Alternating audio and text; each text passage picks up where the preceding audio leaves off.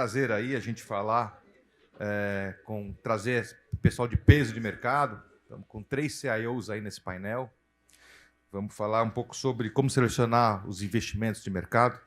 Queria chamar ao palco o Adilson Ferrarese, Head of Investment Solution da Bradesco Asset Management, da Bran, né?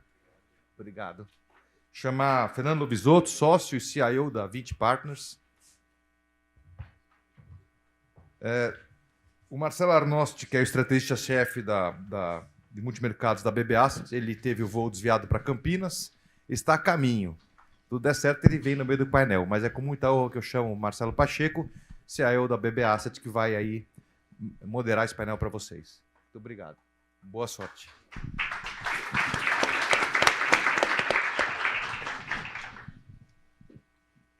Bom dia, pessoal.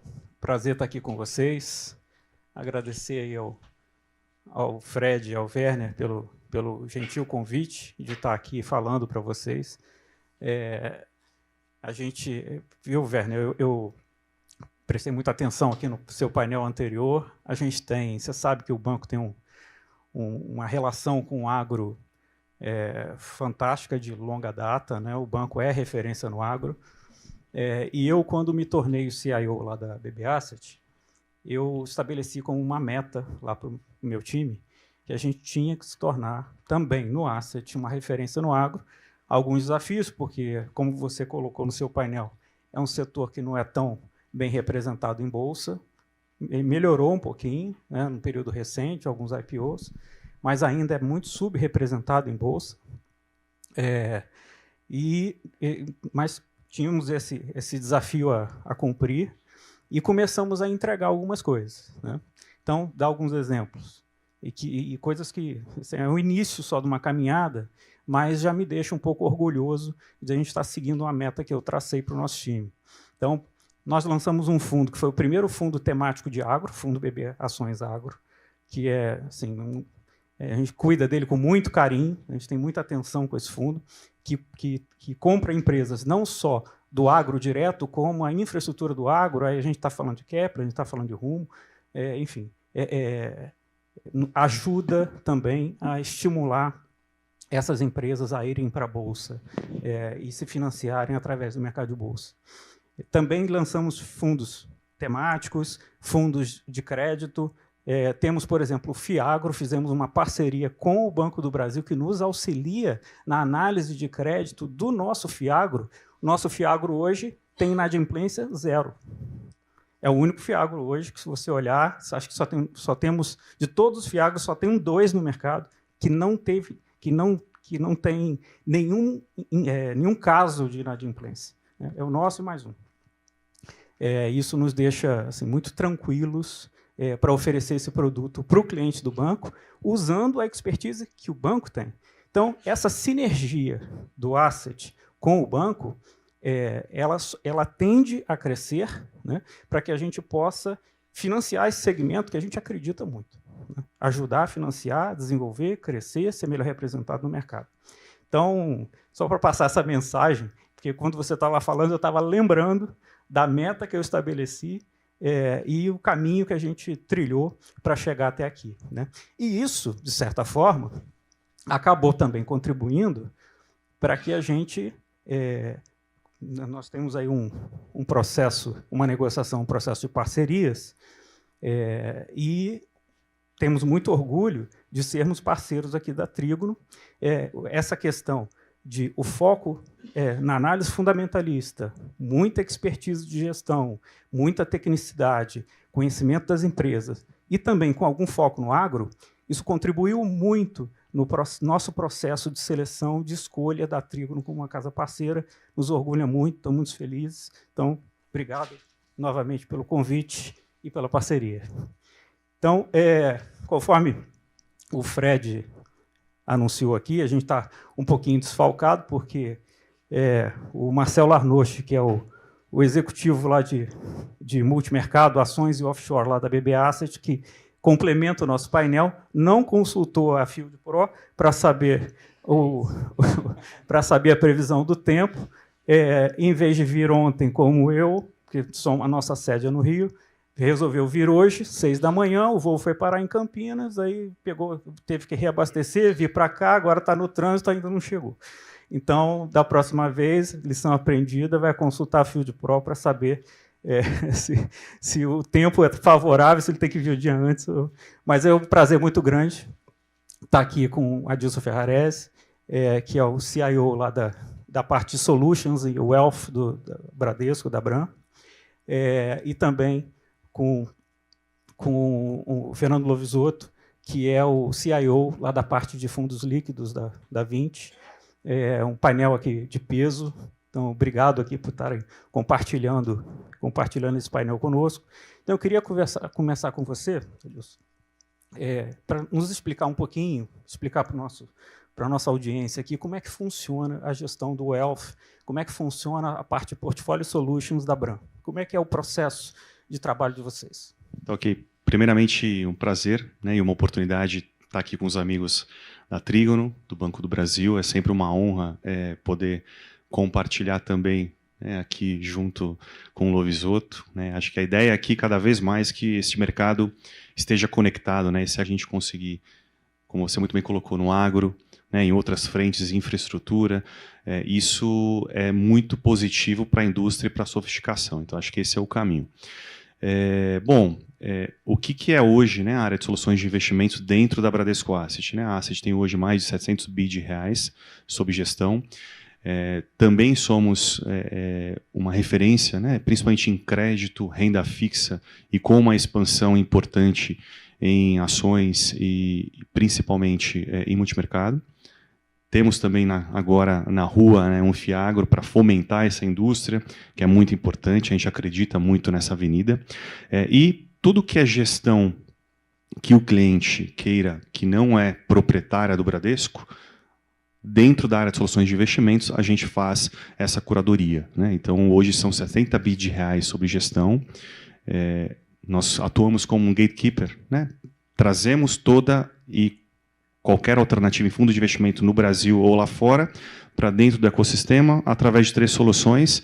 Uma delas é a gestão de fundos exclusivos ativos, fundos proprietários ou terceiros, além de soluções de fundos ou um acesso direto, dependendo, obviamente, do mandato do cliente. Né? Então, acho que é um time hoje de 35 pessoas.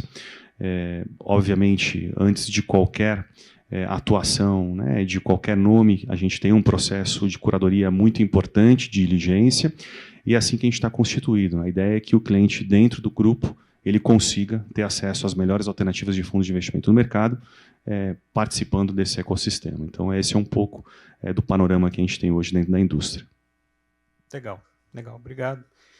Fernando, você CIO lá da Vinci, que é uma gestora grande, dentro dos independentes. Assim, sou pequenininho aqui, né? Sou BB, Bradesco, Vinci, assim, a gente é o pequenininho.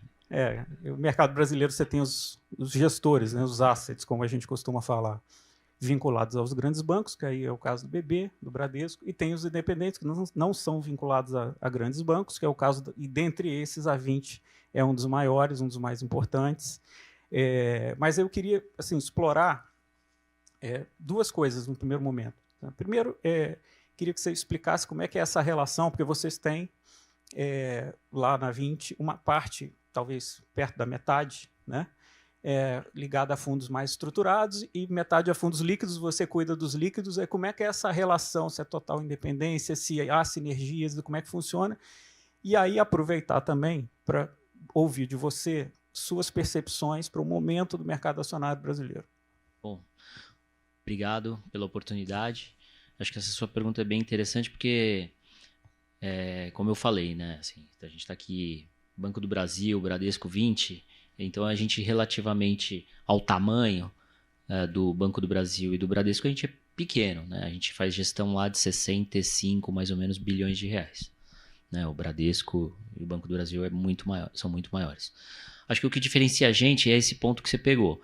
Eu acho que metade, mais ou menos, dos nossos recursos são de longo prazo. Então, são fundos imobiliários, são fundos de private equity, onde a gente compra participação em empresas, são fundos de infraestrutura. E aí, quando a gente olha desse ângulo, a gente é relativamente grande. Talvez a gente é dos maiores gestores brasileiros que investem nessa parte que a gente chama de ativo e líquido, que são fundos realmente de longo prazo, onde o investidor, quando toma a decisão de investir nisso, ele tem que ficar lá investido por mais ou menos 10 anos, né? Entre 8 e 12 anos. Então é um prazo bem longo, né? Isso a gente é grande. Eu sou responsável pela parte líquida, né? Que é a parte de fundo multimercado, fundo de ações, essa parte de alocação, né? A alocação offshore.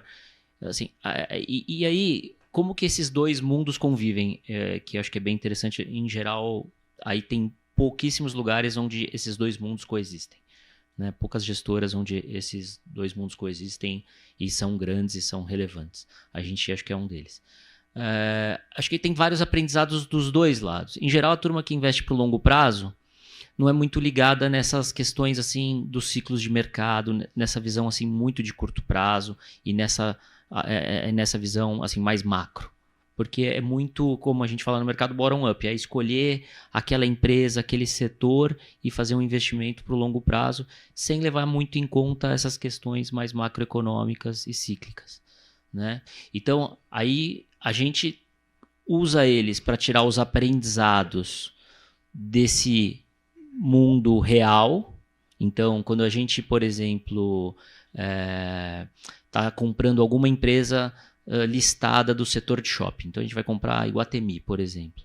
A gente, obviamente, sabe o que está acontecendo com a Iguatemi através do que eles publicam, do RI e tudo mais, só que a gente consegue checar com a parte que a gente investe diretamente em shoppings se a conversa meio que se encaixa, se aquilo bate com o que está acontecendo no mundo real, porque a gente também é comprador e é de um monte de shopping.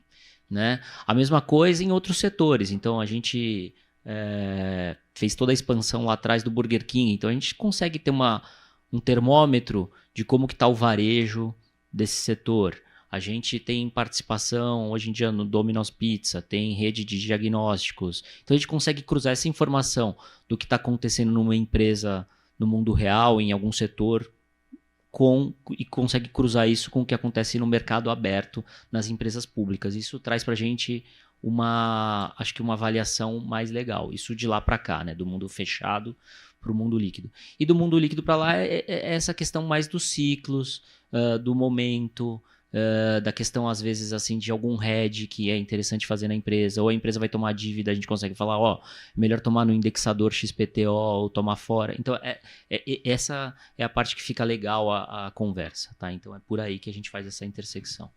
Né? E aí, você perguntou um pouco de renda variável. Assim, eu acho muito legal quando a gente está nesses eventos, né, para poder falar sobre isso, porque... eu diria que é o assunto mais chato hoje em dia falar de renda variável, né? Eu brinco que se eu ligar para alguém hoje em dia para vender um fundo de ação, em geral o pessoal desliga o telefone na minha cara. Porque o juro é tão alto e o dinheiro está tão confortável aplicado, né? O dinheiro de pessoas físicas numa LCI, num CDB, assim por diante, e o dinheiro de institucionais está tão confortável na NTNB que ninguém quer saber de bolsa, virou aquele assunto chato. Né? Só que quando o assunto é chato, é a hora. Então acho que... turma colocou aquele gráfico do PIB, né, que os economistas vêm errando há 3 anos. Então o PIB realmente tem surpreendido para cima. Aqui já é uma forma muito interessante de ver. Se o PIB tem surpreendido para cima há 3 anos e a bolsa está de lado há 3 anos, se a gente pensar no Ibovespa, então eu vejo que tem uma energia potencial ali, quer dizer, tem um lucro guardado dentro das empresas que pode virar preço de uma hora para outra e as ações subirem assim muito fortemente. Né? Isso olhando só do lado do PIB. Se a gente olhar do lado que a gente iniciou um ciclo de corte de juros, mais um vento favorável que a gente tem. Se a gente olhar a quantidade de dividendo que as empresas têm pago, né, no Brasil, se a gente olhar a quantidade de dividendo, tem sido cavalar. Só agora que a Petrobras pagou, a gente tem Vale, assim por diante, quase que a gente tinha, se não me engano, aqui nos 2 últimos meses do ano, uns 40 bi para receber de dividendo. Então, um dinheiro que provavelmente grande parte é reinvestido na renda variável. Ninguém está olhando. Estrangeiro voltou a olhar Brasil, acho que com essa trégua do juro lá fora, você vê a entrada de estrangeiro de novo esse mês super forte. Então, assim, do lado técnico, né, que é do lado desses fluxos, também eu vejo uma condição super favorável. Né? E quando a gente vê o total de recursos e o total de recursos alocado em bolsa, super baixo. Na verdade, é um dos menores níveis dos últimos 12 anos. Deve estar ali ao redor de 7, 8% dos recursos alocados em bolsa. Então, assim, ninguém realmente quer bolsa. Eu falo para todo mundo que quem tem bolsa hoje em dia é que nem aquele cara que tem um carro velho, sabe? Assim, um carro velho, um Passat, aí todo mundo, ele não vende por nenhum preço. O cara fala lá, pô, eu quero comprar esse seu Passat. Aí o cara, não, esse Passat aqui eu não vendo. Então, quem tem bolsa é esse cara hoje em dia. E... eu tinha uma... eu achei que tem alguém que tem um Passat aqui. Depois a gente negocia. Mas é o seguinte... Mas é assim, então eu raras vezes vi do ponto de vista assim, de preço, qualidade das empresas, nível de endividamento das empresas, o início do ciclo de corte de juro, fluxo, assim, poucas vezes vi, todas as condições estão alinhadas e acho que assim, está demorando para pegar. Eu achava que nesse momento, eu achava que nesse momento do ano a gente já está surfando uma onda super positiva, ainda não está, né? Mas o Ibovespa agora já está batendo o CDI no ano, né? Então assim, eu vejo um momento super bom. E quando inicia o ciclo de corte de juro, a gente tem que lembrar que ainda dentro da bolsa, a parte mais ligada a small caps é uma parte que em geral se descola, né? Anda super bem, né? Então eu vejo um ambiente muito favorável, tá? Talvez dos melhores momentos que tem. Agora, você tem que ter um horizonte mais longo, né? 2 anos, 3 anos. Não adianta você pensar mês a mês. Muito bom. Eu tenho sido muito perguntado sobre esse tema, né? E eu costumo dizer que qualquer ótica que você utilize para olhar o mercado acionário brasileiro, você vai chegar à conclusão que está barato. Se você olhar a Bolsa como um todo, se você olhar o Ibovespa, está barato. Se você tirar Petrobras, está barato. Se você tirar Petrobras e Vale, está barato. Se você tirar todas as commodities, está barato. Qualquer prisma que você resolva olhar, você vai chegar à conclusão que está historicamente muito barato. O problema é que só está barato não significa que vai subir imediatamente, né? Essa relação que eu acho que essa análise precisa ser feita. E o que falta? Dinheiro, comprador, né? E aí, quando a gente olha os compradores, de onde vem o dinheiro? A pessoa física está confortável ainda com seu 1% ao mês na renda fixa, nos papéis incentivados, nas LCAs, nas LCIs. Então, o timing de reação no sentido de tomada de mais risco depende um pouco da queda do juro, né? Para aumentar o incentivo para essa turma diversificar um pouco mais. Está acontecendo, né? A gente acha até que existe a possibilidade da gente falar, não agora em dezembro, mas no início do ano que vem, um corte um pouco maior de Selic. E aí acho que vai pegar mais tração essa questão do investidor pessoa física olhar com mais carinho para a Bolsa novamente. Como você bem falou, os institucionais também estão confortáveis com o seu IPCA mais quase 6, né? Estava acima de 6, agora está um pouquinho abaixo de 6, a curva da NTNB. Mas ainda num nível muito confortável, que paga os atuariais, então os ALM estão muito confortáveis ainda. Não vai durar muito, na nossa visão também. Então eles serão forçados, de alguma forma, a buscar alternativas, né? E aí a outra peça que falta nesse tabuleiro é o estrangeiro. Esse sim poderia ser, e pode ser, o fator, né, o gatilho que vai fazer o mercado começar a andar. É o comprador que falta, né? Só que o estrangeiro estava muito preocupado também com a dinâmica da política monetária nos Estados Unidos, da curva de juros americana. A gente teve um mês de outubro difícil, porque alguns indicadores vieram piores de inflação. Então, a curva de juros abriu lá fora e isso impactou o mundo inteiro, impactou nossa bolsa. Porém, a gente já viu em novembro dados melhores, né? E aí estamos vendo na nossa bolsa aqui, no nosso mercado interno, a reação a essa melhora também lá fora, né? A curva de juros, o que ela abriu em outubro, ela fechou em novembro, e isso está se refletindo no comportamento do mercado aqui, o mercado agora fazendo máxima, né? E já batendo no CDI. Então, assim, tem uma série de bons resultados e preços baratos represados esperando um comprador. Essa é a verdade, né? Essa é a verdade. Enquanto esse comprador não entra, a gente está no meio que um jogo de rouba-monte, né? Um vende, o outro compra e tal, mas o dinheiro está só circulando e não é novo, né? Falta o dinheiro novo, mas a gente tem a sensação que ele tá bem próximo. Aí, Adilson, só queria passar para você a bola Para você complementar um pouco essa visão, como é que é a sua visão em relação a isso, e aí aproveita também na sua resposta, para falar um pouquinho do papel dos fundos multimercado na construção dos portfólios, como é que você enxerga essa categoria, qual a importância dessa categoria na modelagem de um portfólio, na indústria, e se multimercado é uma categoria muito diversa, muito ampla, né? Se você tem alguma categoria dentro dos multimercados que você acha mais eficiente, mais interessante. Perfeito, obrigado. Acho que concordo em relação à classe de renda variável no Brasil, que ela está super atrativa, né? Acho que 3 fatores principais. O momento é bom, né, como esse contexto que a gente falou, e acho que eu pego principalmente o momento, bom dia, em relação a como você colocou, o recurso do estrangeiro ele é muito importante, né? E o Brasil hoje, ele de fato ganha de WO nos seus pares, né? A gente pega Rússia, desafio geopolítico, você pega Índia, você pega Turquia, né? Nem vamos entrar ainda no mérito, né, dos nossos irmãos que estão no início de um processo de recuperação. Então o Brasil de fato tem o benefício de já ganhar de WO dos seus concorrentes diretos de emergente.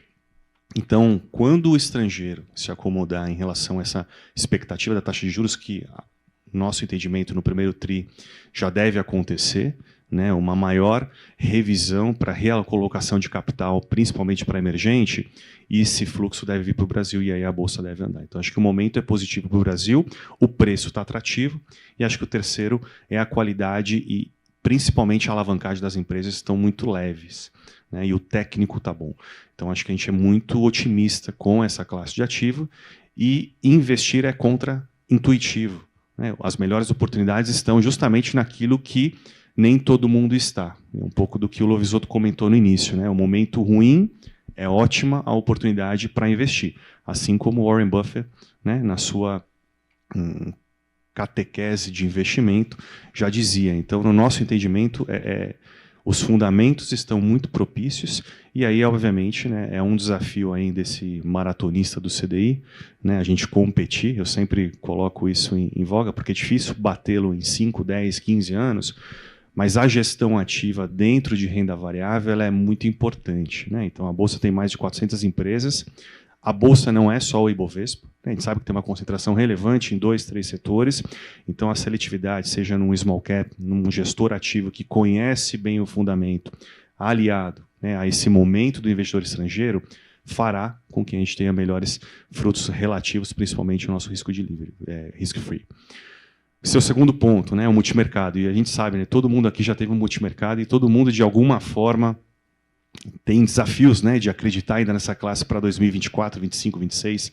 Eu também tenho, né, e aí volto com alguns números que acho que é super importante. Faz sentido ter o fundo multimercado dentro de qualquer portfólio de cliente diversificado, seja no Brasil ou lá fora? Faz. O que não dá para ser é só apenas, né, um multimercado mais um dinheiro de liquidez, né? Ele tem que ser uma parte importante dentro da tua expectativa de retorno, que complemente outras classes de ativo, mas principalmente a gente passa por um momento de, eu diria, revisão, né, da indústria de fundos multimercado no Brasil. A gente gosta dessa indústria porque ela tem a capacidade dinâmica de entrar e sair de mercados de forma muito rápida, e a gente, digo, o Brasil é um país de ciclos curtos, e dado que a gente tem ciclo curto, ter a possibilidade, do ponto de vista de mandato, de entrar e sair é muito interessante. O instrumento multimercado, então, ele permite isso. Só que o resultado ele não tem sido condizente com a capacidade do mandato. Grandes números, até para a gente ter uma reflexão aqui. Hoje a indústria tem mais ou menos 900 gestoras, tá, no Brasil. É um bom negócio ter e fazer gestão de fundos de investimento no mercado brasileiro. A indústria de multimercado que a gente monitora de perto é aproximadamente 300 a 350 fundos multimercados. 95% não bate o CDI no ano, em 12, em 24 e 36. É o nosso maratonista. Mas, principalmente nesses últimos 3 anos, né, que foram anos difíceis de mudança política, né, de ruído fiscal, ruído geopolítico, um mundo internacional mais conectado e com placas tectônicas se mexendo, foi um ano que talvez, né, os preços se mexeram e o fundo multimercado não conseguiu capturar isso, né? Então a gente, de fato, entende que não é simples fazer uma gestão de multimercado num momento como esse, num ciclo extremamente volátil, mas ainda assim, quando você pega janelas mais longas, e aí eu volto, é a indústria como um todo que vai sobressair? Não, a seletividade e gestão ativa ela é muito importante. Por isso que no nosso processo de 350 fundos, a gente seleciona 10, 15 gestores, né? A gente olha a performance, ela é importante, mas assim como o Werner avalia uma ação, né, a gente olha, né,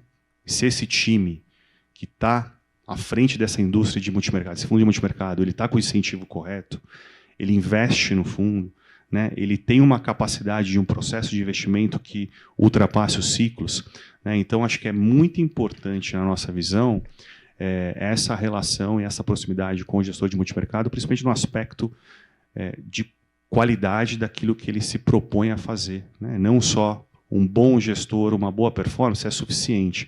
Então, faz sentido ter um fundo multimercado na carteira. Na nossa visão, eu acho que essa recuperação, olhando para 23, 24, talvez, né, o veículo ações ele venha primeiro a se recuperar.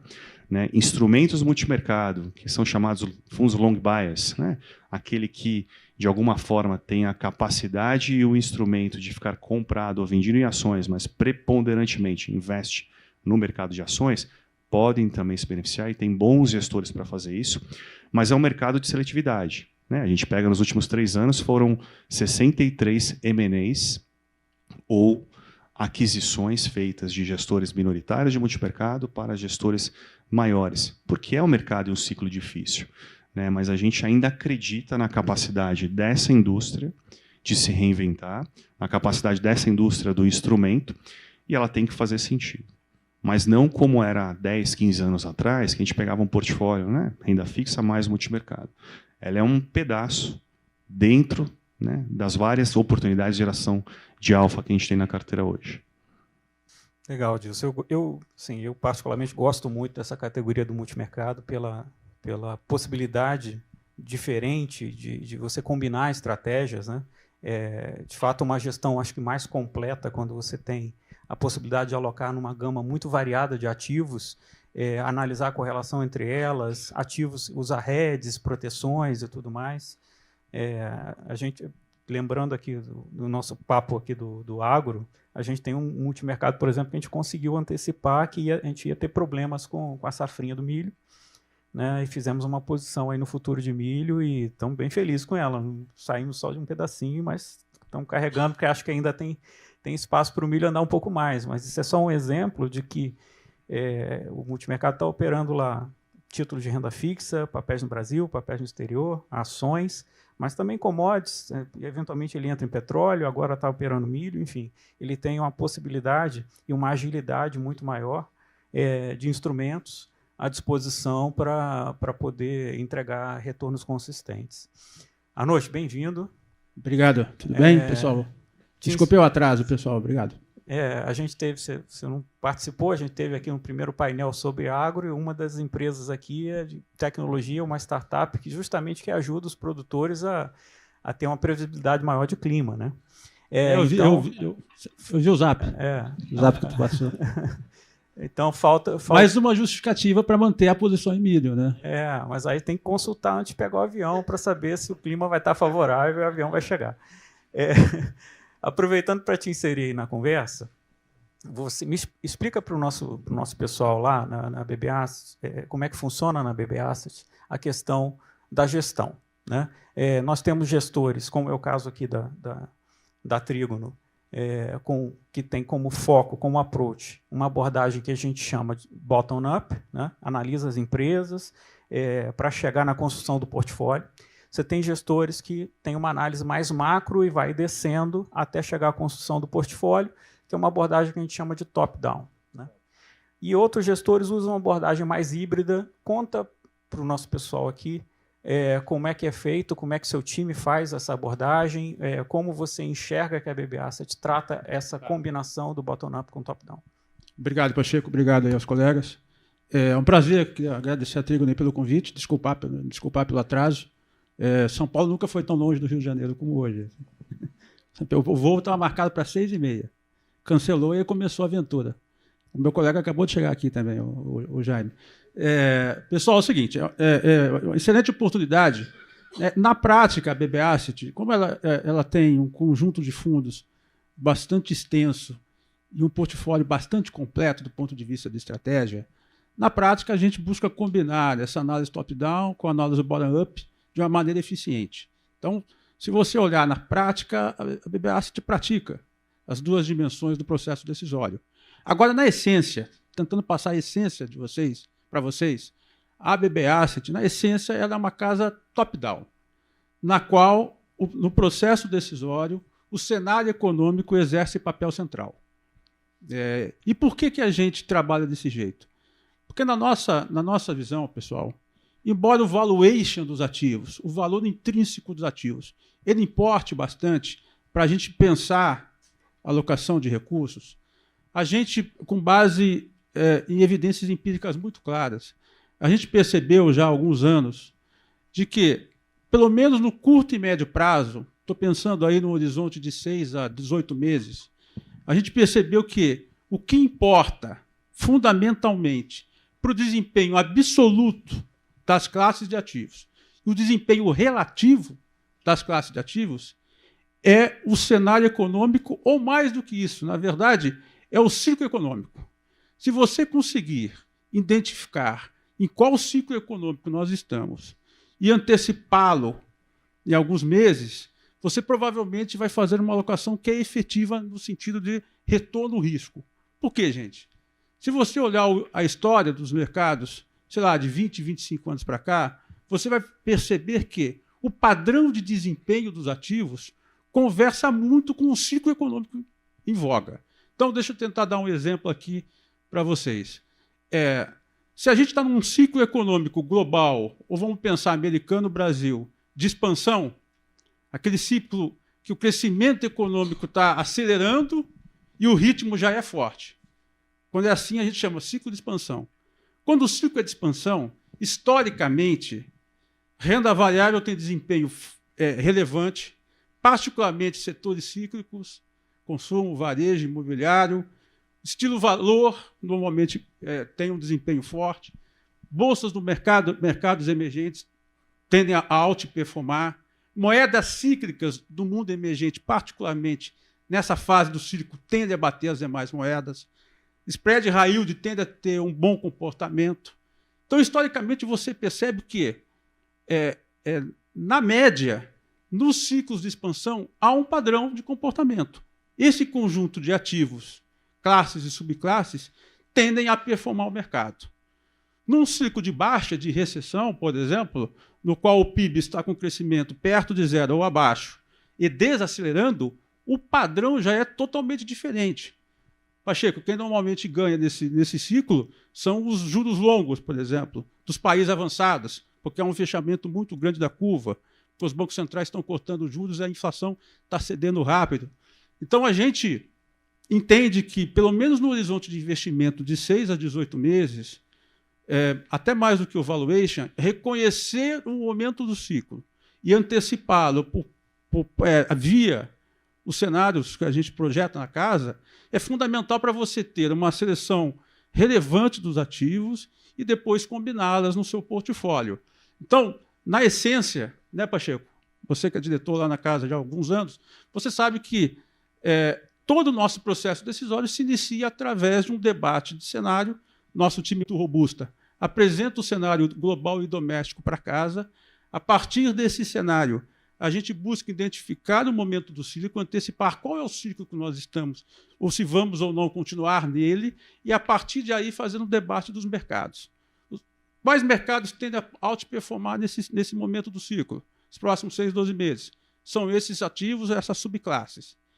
Eles têm prêmio, eles estão com desconto em relação aos valores justos. O posicionamento desses mercados é alto ou baixo, e a partir daí a gente vai construindo a nossa visão que a casa constrói, monta uma avaliação, publica nos nossos sites internos, todo mundo passa a ter conhecimento que esse comitê, né, Pacheco, é um comitê que se reúne mensalmente para debater cenário de mercados. Esse comitê ele envolve nosso time de pesquisa, mais gestores, mas, fundamentalmente, o processo começa assim e a gente vai descendo.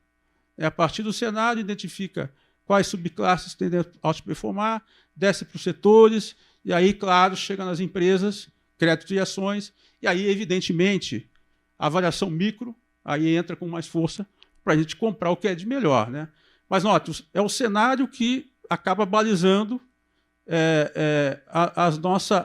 o nosso processo decisório. Ele é central nesse sentido, é por isso que a gente investe bastante em mão de obra, em capital, né, no nosso time de pesquisa, porque nos ajuda bastante a pensar mercados e, claro, a montar portfólios de uma forma eficiente. Particularmente, eu como estrategista, pessoal, falar um pouquinho mais aqui, rapidinho, já passo a palavra, eu tendo a valorizar um conjunto de informações que, historicamente, eu tenho 20 anos de mercado, eu olho e quase sempre o comportamento dessas variáveis acaba depois explicando o desempenho dos mercados. Então, por exemplo, quando eu converso com o meu time da macro, além de debater os cenários com eles, etc., eu demando muito fortemente deles 3 variáveis, 3 projeções que, para mim, são fundamentais para a gente começar a pensar, pessoal, mercados doméstico e internacional. Primeiro, time da macro, qual é a perspectiva de crescimento econômico que vocês têm para os próximos 4 trimestres? Estados Unidos, China, global e Brasil. Qual a convicção que vocês têm em relação a essa trajetória? Aí eu converso e tento obter deles uma avaliação muito explícita. Por quê, pessoal? Porque a minha experiência mostra o seguinte, que em momentos de crescimento econômico robusto, a aversão ao risco no mundo tende a ser baixa. E o fluxo de capital para países emergentes tende a ser robusto. Então, quando eu tenho uma avaliação de que o crescimento global é forte, tende a permanecer significativo e continuar surpreendendo do ponto de vista de expectativas, a primeira abordagem, a primeira avaliação é, cara, então a gente vai passar por um momento, 6, 12 meses, de apetite ao risco elevado. Isso já começa a construir, né, Pacheco? As teses. Você começa a entender o cenário de mercado lá na frente. Segunda a variável, pessoal, é a perspectiva de juro real no mundo, juro real de 10, 30 anos. A gente conversa muito lá. Pessoal da macro, qual é a visão de vocês de política monetária para o Banco Central americano, Banco Central europeu, para os mais importantes? Como é que vocês estão entendendo a inflação? A perspectiva de política monetária no mundo, ela vai se tornar uma perspectiva mais conservadora ou os mercados vão começar a acreditar que os bancos centrais vão relaxar as taxas de juros lá na frente? Para nós, isso também é uma variável fundamental. Se o nosso time da macro, por exemplo, me convence com força de que os juros globais daqui 6, 12 meses vão começar a cair, sobretudo as pontas longas, isso também traz uma informação que, do ponto de vista de mercados, eu penso, caramba, então se o crescimento é forte e os juros globais estão cedendo, isso aí é positivo. Então é a segunda variável relevante, né? O comportamento dos juros globais de médio prazo, 10, 30 anos no mundo.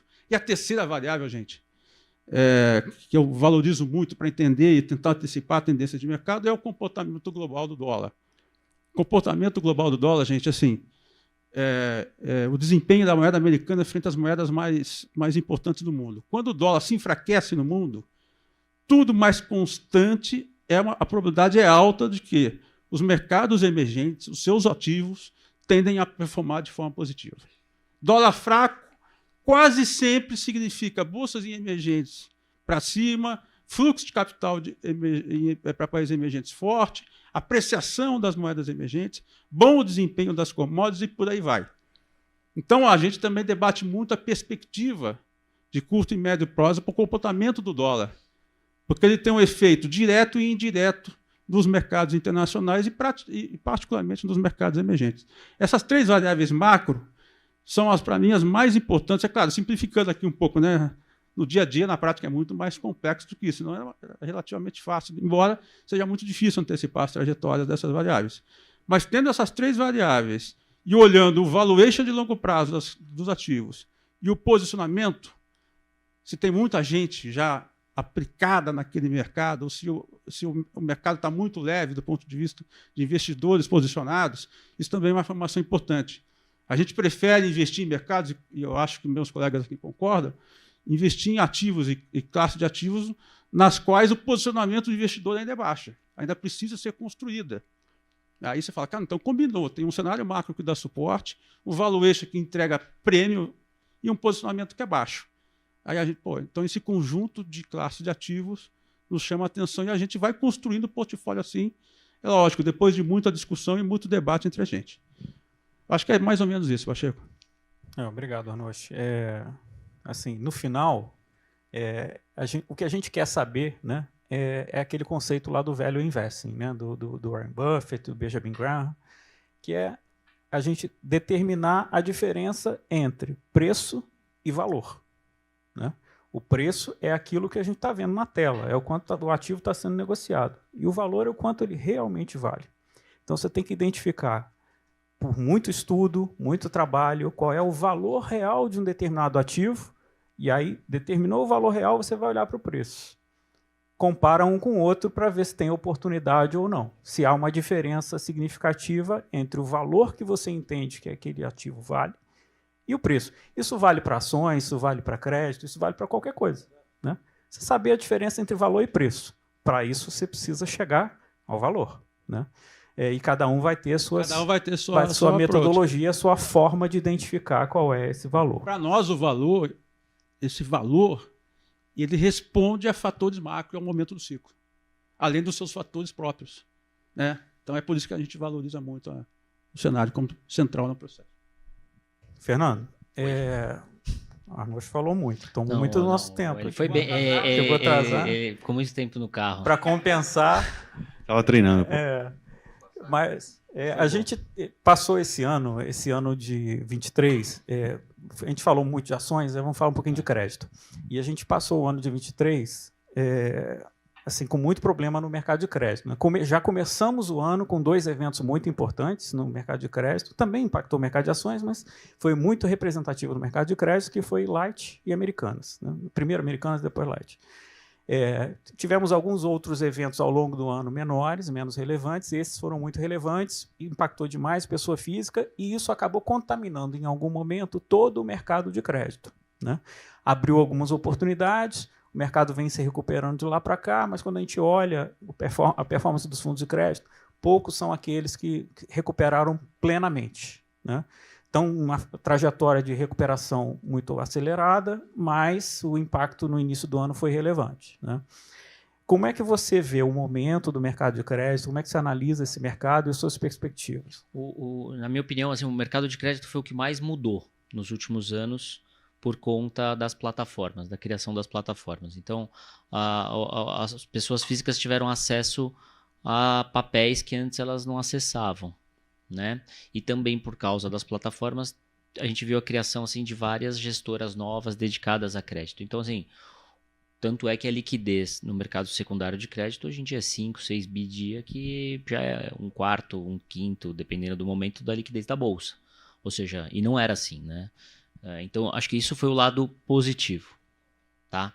Do lado negativo, o que acontece é que, como toda a coisa nova, toda novidade, a gente está na curva de aprendizado. A gente, que eu digo o mercado, tá? Então, assim, a gente viu ao longo, principalmente do ano de 2022, um fechamento do spread de crédito muito forte e que não levou em conta as diferenças de risco entre os emissores. Né? Por quê? Porque os papéis foram colocados, muitas vezes o comprador era pessoa física, a pessoa física não sabia fazer uma avaliação adequada, e aí tanto faz. Quer dizer, o cara mostrava, tem esse papel aqui que é 7%, esse papel aqui é 7,5%, o cara comprava o de 7,5%. Só que, na verdade, o de 7,5% devia ser negociado a 10%, 11%, 12%. Né? Então, a gente viu um fechamento muito forte desse prêmio sem a avaliação correta. Tiveram os eventos que você falou, e aí o mercado deu essa parada junto com o aumento geral do prêmio de crédito em todos os papéis. A gente olhando para frente enxerga que aí que está assim, uma das boas oportunidades também. A gente ainda vê que tem um cenário difícil do ponto de vista de crédito. Todo mês quase tem uma notícia importante, né, e significativa sobre a indústria de crédito, mas os prêmios ainda estão nos patamares acima da média histórica e assim tem papéis negociados com taxas muito altas. Então a gente vê que montar uma boa carteira de crédito ou investir num bom gestor que sabe investir em crédito faz todo sentido, tá? Por causa do nível do juro, do nível do spread e das oportunidades que estão aí. Quer dizer, no meio do estresse aí de lojas americanas, a gente chegava a comprar papel de banco AAA com 1% acima da taxa Selic, que é um negócio que nunca a gente tinha conseguido comprar, ou que se só consegue comprar nesses momentos, tá? Então, assim, eu enxergo que ainda tem boas oportunidades no mercado de crédito daqui para frente, tá? E junto com o fechamento de taxa de juro, provavelmente a gente vai ver a normalização também desse risco de crédito. Legal. Eu concordo plenamente, assim, essa mudança que aconteceu, ela foi estrutural no mercado de crédito, ele mudou de forma estrutural, porque a liquidez no mercado secundário, ela muda muito a forma de trabalhar e a forma de gerir portfólio, né? Porque anteriormente a ausência de liquidez no mercado secundário fazia com que você tivesse um processo de buy and hold. Você compra e você tem que analisar como é que vai estar aquele ativo no vencimento. Então você tem que ter uma previsibilidade da vida inteira daquele ativo, o que é muito mais difícil, né? Na medida em que você tem liquidez no secundário, a análise dos papéis que você compra, ela se aproxima um pouco mais da análise que você faz para a bolsa. Porque a possibilidade de você entrar e sair no meio do caminho, a liquidez no mercado secundário suficiente para você entrar e sair no meio do caminho, faz com que você trabalhe mais parecido com o analista de equity, por exemplo, né? E isso aconteceu nos últimos anos no Brasil, então houve uma mudança de fato estrutural para melhor, né? Adilson, nosso tempo está quase no final aqui, a gente vai extrapolar um Ser cirúrgico aqui, pô.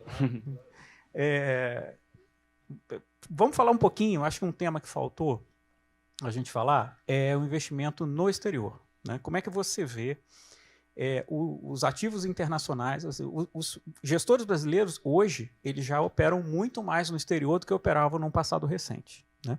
Além disso, você tem papel também dos provedores, dos gestores de fundos estrangeiros, né? que também disponibilizam seus produtos aqui. Então, como é que você vê a utilização de ativos internacionais ou cotas de fundos internacionais na montagem dos portfólios? Bom ponto aqui, você bem breve, né? Acho que primeiro, acho que tem um ponto importante de flexibilização da legislação brasileira e eu diria sofisticação em permitir não só os gestores para operar esses ativos lá fora. Se a gente for pegar 15, 20 anos atrás, era o famoso Kit Brasil, que a gente tinha a oportunidade de investir, principalmente via multimercados. Hoje, né, inclusive, clientes, né, de varejo conseguem ter um acesso com essa nova legislação a esse mercado gigante. Então, isso é muito benéfico. Então, faz sentido ter investimento no exterior, tecnicamente? Sim, por dois simples fatos que eu acho que eu gosto de sempre citar. O primeiro, o Brasil representa 2% do PIB mundial.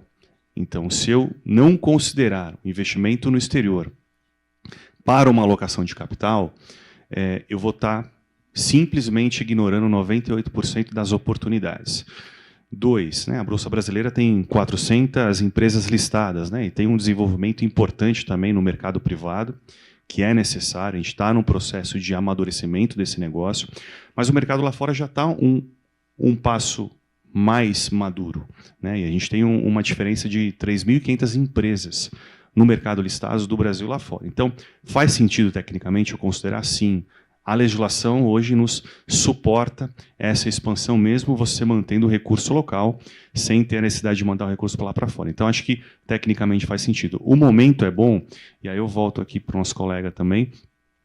Talvez hoje o momento da Bolsa Brasileira é melhor, mas sempre há oportunidade. Se a gente for olhar antes desse rally que teve, né, em novembro, agora, nesses primeiros 15 dias do mês, os únicos índices que superavam, né, eu até brinquei aqui antes de você chegar, o maratonista CDI, era a Nasdaq, né, a Bolsa de Tecnologia Americana, e as 5 maiores de tecnologia, que é a Apple, a Amazon, Microsoft, do S&P. Então, existe a necessidade de, num portfólio diversificado em ações, você também ir lá para fora, porque tem boas oportunidades, e já do que estamos, né, no topo de taxa de juros, aqui já numa tendência de redução, e lá, no nosso entendimento, que talvez tenhamos também um platô né, para no segundo semestre de 24 a redução, que também pode ser uma oportunidade de gestão ativa, né? Então, acho que, na nossa visão, o momento é bom também para ter uma diversificação internacional, e aí a grande pergunta que todo mundo deve ter, né, com ou sem hedge, né? Aí vai muito, né, do passivo, né, de cada cliente, de cada investidor. Isso é uma questão muito particular aqui. A gente não tenta adivinhar, né, nesse aspecto que eu acho muito importante, esse tripé, né, de juro real no mundo, PIB e câmbio. Para uma alocação internacional, vai muito de quanto você tem de passivo em moeda estrangeira, né? A gente está em busca do alfa, né? A questão do hedge ela é muito particular. Então, acho que faz sentido e o momento é bom. Legal.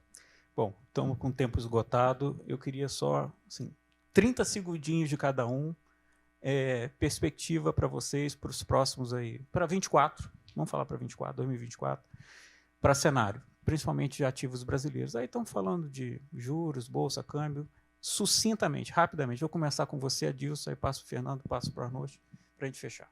Perfeito, obrigado. Bem rapidamente aqui, até para não tomar mais tempo. Bolsa, obviamente, relativo ao nosso CDI, a tendência de tudo que já foi colocado aqui é positiva, né? Então a gente vê como uma classe para se ter no portfólio relevante, né? E aí, obviamente, a seletividade é muito importante. Nesse ciclo de recuperação e expansão, a gente gosta também da classe de small caps. Para a parte de juros, né, com desafios fiscais ainda, né, nessa visibilidade um pouco ainda não tão clara, a gente gosta um pouco da parte mais curta da curva, via inflação principalmente. Tá? E aí, óbvio, dentro das classes de fundo ou ativos no mercado doméstico de multimercado, a gente gosta via o long and short, que tem a possibilidade de ficar mais arrojado, eu diria assim, com direcional em ações, e o multimercado macro pela característica dessa possibilidade de investir lá fora e capturar esses prêmios. E o internacional, é óbvio, é muito positivo. Então, acho que, assim, em linhas gerais, o CDI, na nossa visão, ele ficará em segundo plano, e a gente vê prêmio em várias dessas classes. Tá? Bom, rapidinho, acho que é bem parecido com o que o Adilson falou. Então, a gente acha que o real se valoriza, a gente acha que o juro cai até 9,75, a gente gosta dessas Bs, a B26, B28, a gente gosta de bolsa, gosta da parte de small caps, e na parte internacional talvez a gente prefira mais o juro do que a bolsa. Mais ou menos isso. Só falar um negócio que tudo que a gente falou aqui funciona do lado da gestão e tudo mais, mas acho que o que é importante falar é que por que então o investidor, quando tem o primeiro susto, sai correndo para o CDI? Ele sai correndo para o CDI e destrói toda a alocação dele, né? Acho que essa é onde eu não vejo assim, melhora. Onde nunca melhora. Toda vez é igual. Então, assim, eu acho que o investidor tem que investir uma carteira com apetite de risco certo e manter ela para o longo prazo. Essa é a dificuldade e que faz todo mundo sair correndo sempre, e isso realimenta os movimentos cíclicos que o Brasil tem, tá? Então, acho que essa é a parte que eu acho que a gente tinha que gastar tempo bastante aí na cabeça dos investidores, de falar, essa alocação que você tem é realmente para o longo prazo. Porque senão sempre ele vai ficar se dando tiro no pé, tiro no pé, tiro no pé. Pacheco, bolsa doméstica, acho que a gente tem defendido lá, tem uma perspectiva muito interessante do ponto de vista de risco-retorno para o ano que vem, valuation atrativo, posicionamento local muito baixo, né? Na parte de renda fixa, acho que juro nominal e real no segmento médio tem sido a nossa preferência, né? A gente está sempre atualizando a visão, vamos conversar inclusive semana que vem para debater a fundo o ano seguinte, mas no segmento de renda fixa pré e real é mais o segmento médio, e particularmente eu tenho defendido, o Pacheco também concorda, que o real nos parece ter um potencial importante aí por carregar um prêmio interessante, uma mudança estrutural que eu acho que poucos estão debatendo, que essa melhora muito importante de balanço comercial. O saldo estrutural nosso está indo para quase 100 bilhões. E petróleo ali dentro. E petróleo, e uma diversificação e aparentemente uma solidez maior. Então o BRL, né, o real, acho que o valor justo dele é muito mais embaixo, Pacheco. Se o cenário global ajudar, Chuta o número aí, vai lá. Não, eu posso falar, não tem Não, problema, não. brincadeira. Não, já fui economista-chefe, já passei. Não tenho mais problema com isso. Desculpa, Marcelo. Do ponto de assim, não é a nossa projeção. Essa é aquela pergunta, né, que Deus criou Sim, para humilhar os economistas e tirar a arrogância, reduzir. Já dos economistas você não retira, para alguns, né? Eu tenho defendido na casa que o valor justo, assim, a moeda raramente ela converge, ela oscila, às vezes ela demora para convergir. Então, o valuation, particularmente nas moedas, é uma informação como qualquer outra. Então, você não pode também dar muito peso. Mas alguns modelos que a gente tem rodado, etc., apontam entre 4,30, 4,20, 4,25. Exato. O valor de equilíbrio lá na frente.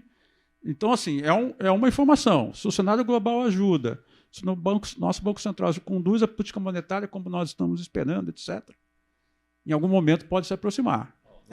Quando eu te ajudar, para mim é 4. 4. Quando eu faço a conta, eu chego a 4,25.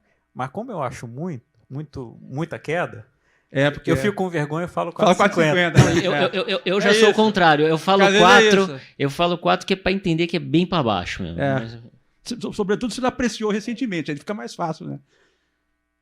É isso. Obrigado, pessoal. Valeu. Gente, o tempo está esgotado, já tem um tempinho. Eu queria agradecer aqui ao Marcelo Arnos, que se sacrificou aqui para chegar, ao Fernando Lovisotto, a Dilson Ferrarese.